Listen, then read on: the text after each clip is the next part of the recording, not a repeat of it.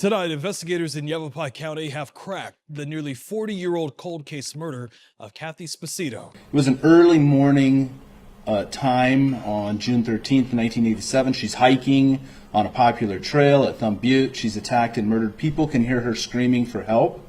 Nobody gets to her in time. By the time she's found, she's dead. Cathy had grown into a 23-year-old adventurous woman. When she wanted to take some time off from her busy and draining college life, she would often end up exploring new places. Nothing made her feel more calm than hopping on her mountain bike and taking it for a spin. But sadly, one of these adventures became Cathy's last one. The 23-year-old was violently killed on Thumb Butte Trail in Prescott back in 1987. What she thought was going to be a pleasant hike on a sunny morning turned into a nightmare as a predator lurking in the dark emerged. Saturday, June 13th, 1987, seemed like a beautiful morning for an adventure in Prescott, Arizona. Thinking so, 23-year-old college student Cathy Sposito headed towards the Thumb Butte Trail near the city for a hike. But she had no idea what was coming her way. As Cathy made her way up into a comparatively secluded part of the trail, she was ambushed by a predator. Just moments after that, Cathy's screams ran out and were heard by other hikers in the area. But when help arrived, it was already too late. Cathy's cold and lifeless body was discovered in a pool of blood, a sight so gruesome that it left the first attendants completely stunned. What happened to Cathy on the hike? Who could have done something so horrible? Were the detectives ever going to nab the monster who did this? The case we'll be covering today will take us back to the summer of 1987 when the gruesome murder of a 23-year-old college student left the town of Prescott in deep shock. Prescott is a city in the heart of Yavapai County, north-central Arizona, USA. It's widely known for its authentic Western character and pleasant climate. The Charlotte Hall Museum and the Smoky Museum showcase the city's rich and diverse history. Being a beautiful mountain town, Prescott offers its residents and visitors stunning scenery and various outdoor activities. People in Prescott enjoy a simple and convenient lifestyle. Prescott may be a charming city, but like most other places, it also has a dark side. Based on FBI crime data, Prescott is not one of the safest communities in America.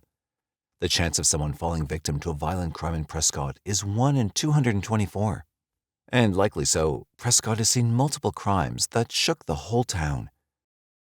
One of them takes us back to 1987, when a 23-year-old woman was gruesomely murdered on the Thumb Butte Trail. Catherine Ann Sposito was born on September 7, 1963.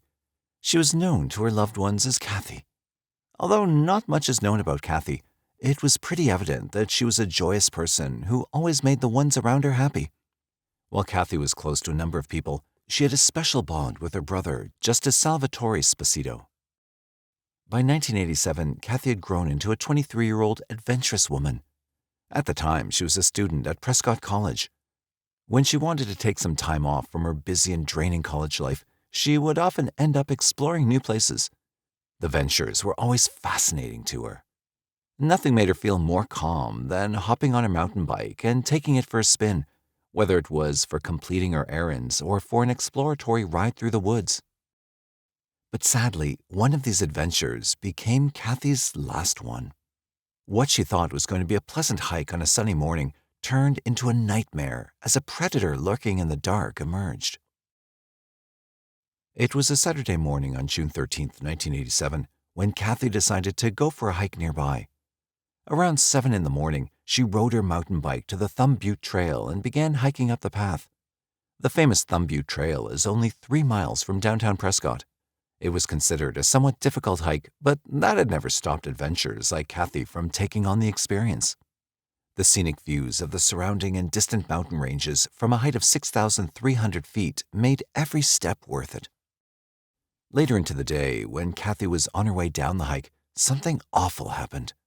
Cathy's devastating screams echoed through the valley, striking fear into the other hikers. As they followed the sounds in search of the woman in distress, it was already too late, and they were met with a horrific sight. Cathy's body, covered in blood, lay in front of them. Authorities were informed of the tragedy and they rushed to the crime scene. The horrific nature of the crime left the detectives completely stunned. Cathy had been beaten up with a rock and a wrench before being shot with a .22 caliber pistol in the eye. But that wasn't even the end of her suffering. Cathy was stabbed to death. As the Thumb Butte Trail had always been considered a safe space, Cathy's merciless and gruesome murder left all the residents of Prescott questioning their safety. Cathy's family was informed of the heartbreaking news. Her mysterious and untimely death left them all in deep grief and with many unanswered questions. A few days after the murder, they all gathered at a memorial service for Cathy to remember and cherish the time she spent with them. The Yavapai County Sheriff's Office probed an investigation into the 23-year-old college student's murder, and the hunt for the killer began with full force. Initially, they questioned the people who were at the trail when the crime first occurred, but none of them had seen anything or anyone suspicious on the day of the murder. Since there were no witnesses to the crime, it was hard for them to follow any leads or potential suspects. Inspecting the crime scene, detectives did find traces of foreign DNA on Cathy's body. Detectives also recovered the wrench which had been used on Cathy. This wrench, too, had traces of DNA. However, since DNA technology was still in its developmental stages at the time, the forensics department was unable to perform a DNA analysis at the time of Cathy's death.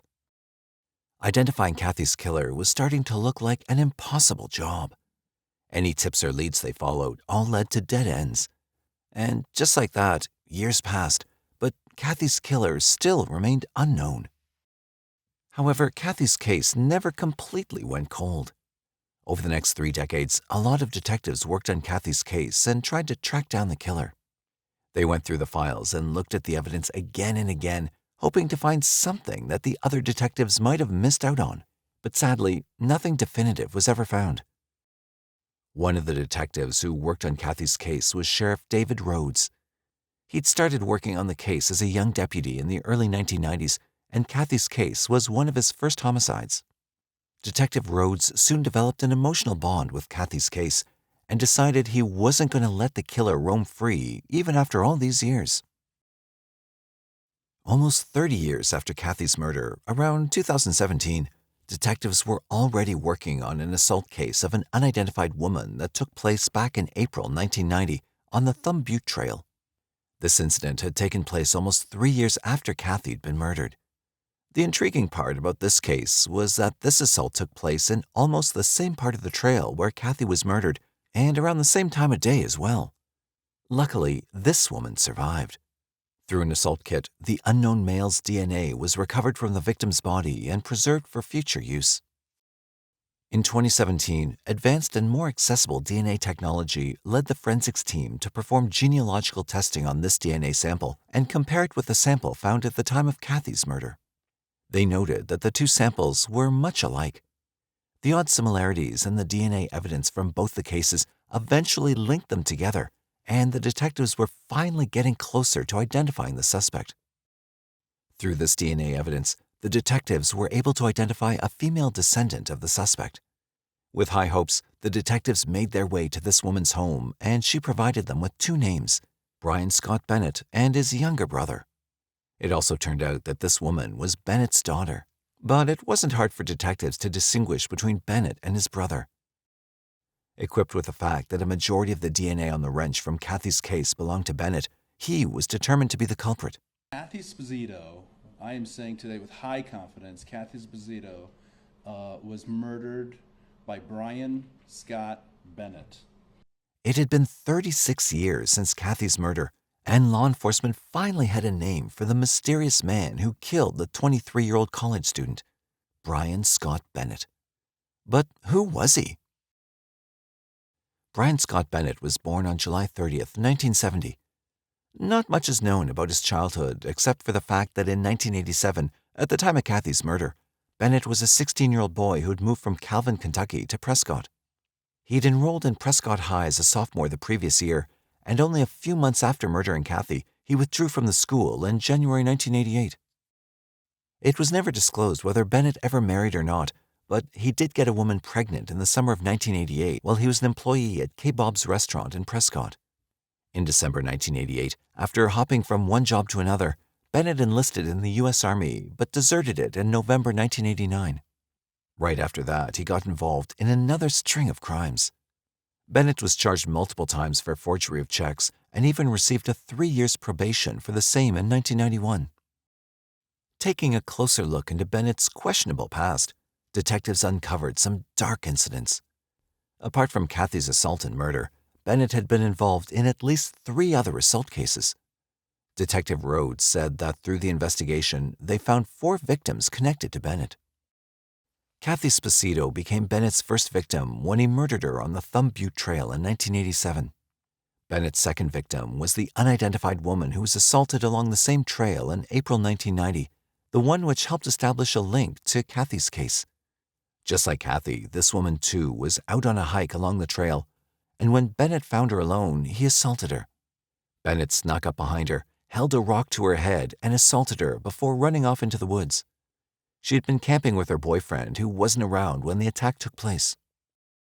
Just 2 months after that incident, in July 1990, Bennett was attending a Chino Valley house party when he locked a girl in a room and assaulted her.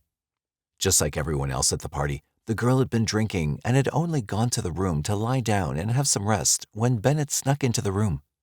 The other people at the party were quick to respond to the girl's cry for help. They broke down the door and rescued the girl before filing a complaint.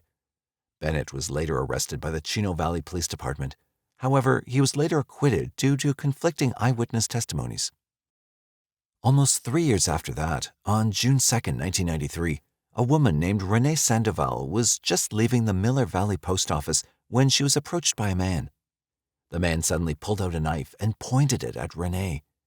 He took her hostage in his car and assaulted her multiple times, but thankfully, a Prescott police officer spotted them and freed Renee. This time too, Bennett was arrested, but soon was let off the hook without being convicted due to discrepancies in the story. According to Renee, Bennett had threatened to kill her since she'd seen his face. Over a year later, in 1994, Bennett moved back to his home in Kentucky and took his own life using a .22 caliber gun, the same kind of firearm that had been used on Cathy. Detective Rhodes said it was still unclear whether it was the exact same gun. In order to confirm Bennett's involvement in Cathy's case and the 1990 assault case, authorities had Bennett's body exhumed in November 2022. They were then successful in obtaining a complete DNA profile, which positively matched the DNA recovered from both attacks. But it wasn't until March 2023 that investigators confirmed DNA on the wrench used in the slayings belonged to Bennett. We are starting with a major break in a violent murder case from 1987. Today, the Yavapai County Sheriff's Office announced that they have identified the man who murdered Cathy Sposito on Thumb Butte Trail in Prescott. Investigators say that Bryan Scott Bennett is the person responsible. Get this. Detectives say he was a 16-year-old Prescott High School student at the time. In a press conference, detectives shed light on how the DNA evidence helped them break Cathy's case. Actually, 46 pieces of individual evidence in the murder of Cathy Sposito that were submitted for DNA analysis over the period of many years to multiple different laboratories. And as DNA technology evolved, so did greater understanding of what we had or what we didn't have present itself.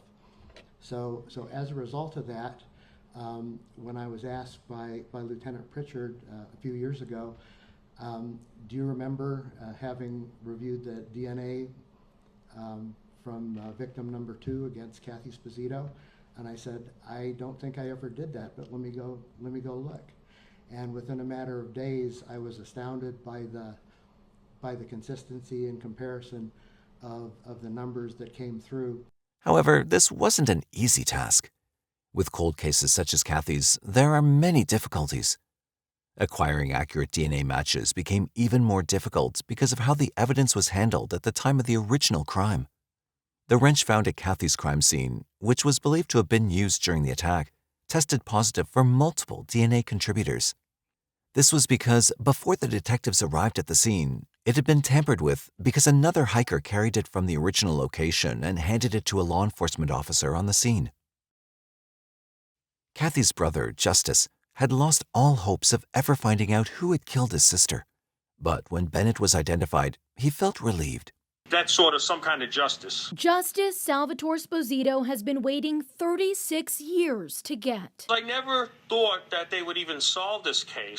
Since Bennett, who would have been 53 now, had already passed away and there was never going to be a trial, detectives hoped to close Cathy's case under exceptional circumstances. Detective Rhodes announced that the sheriff's office had closed all the cases against Bennett except for Cathy's. This was due to the fact that the investigators found multiple contributors of DNA on the evidence, and hence they would still continue to investigate the case further. And even though justice couldn't be brought in the court because of Bennett's death, it did bring long-sought peace and a sense of relief for the survivors and Cathy's family. In a conference, Detective Rhodes thanked the detectives and the volunteers who worked on the case and stated that they probably might not have solved Cathy's murder mystery without their help. He and law enforcement were happy that there was finally a sense of closure for the families of all the 4 victims who fell prey to Bennett. Detective Rhodes shared that it was one of the toughest cases to crack that he'd ever worked on. Law enforcement couldn't always make time to fully focus on cold cases, as they'd already been tasked with ensuring public safety, and that's why they made use of a system which involved experienced investigators working hand in hand with volunteers. The cold case team was composed of 6 volunteers who worked long hours going through mountains of evidence. They had the time to just sit down and focus on the case they were working on. The team was always under the supervision of a homicide detective. Law enforcement said that even though they were not able to link Bennett to any other crimes in the state or around the country, they believed that there was a good chance there were more survivors out there. We want to encourage other victims that we may not know about, or we may not have heard of, or they may not have reported what happened to them, to come forward, and perhaps we can provide some closure. According to Detective Rhodes, looking at the frequency of Bennett's acts, it was very unlikely that these were the only 4 cases in which he was involved. He added that the fact that Bennett took his own life most likely spared 3 decades of additional victims. I ask that everybody in the community pray for these victims. Pray for all these people that have suffered a crime like this. Pray for those people who never had a voice, who were never given an opportunity. Renee Sandoval, Bennett's 4th victim, was at the conference too. She said that after waiting for 3 decades, there was finally justice. The long wait had made it even more important for her that she share her story. She was finally at peace and only hoped that since Bennett had been identified, more survivors would come forward to share their stories and seek the help they needed to move forward. I have met some awesome people. I've met the Sposito, well, not met them, but I've spoke to them on the phone over and over. I've been in touch with another victim, the one before me, the one that the sheriff described. Recently, Renee founded a support group with Cathy's family and Bennett's other survivors. They often get together to simply communicate about their experiences and provide each other the support they need. Even though they didn't know each other initially, they feel like they're connected in a way. I got to kind of know Cathy from her brother, Sal. Love you, Sal. They were very, very close. He told me so much about her, about their family, things they've done together. And he never gave up. He never, ever gave up, never wavered. And today, she's free. Cathy, you're free. What are your thoughts about the case? Do you think that there are more of Bennett's surviving victims that remain unaware of their attacker's identity? Do you think there could be any more unsolved homicides linked to Bennett? Let us know your thoughts. We'd love to hear from you. If there's a case you'd like us to cover, don't hesitate to drop your recommendations in the comment section below. For more captivating true crime stories, like, share, and subscribe to our channel.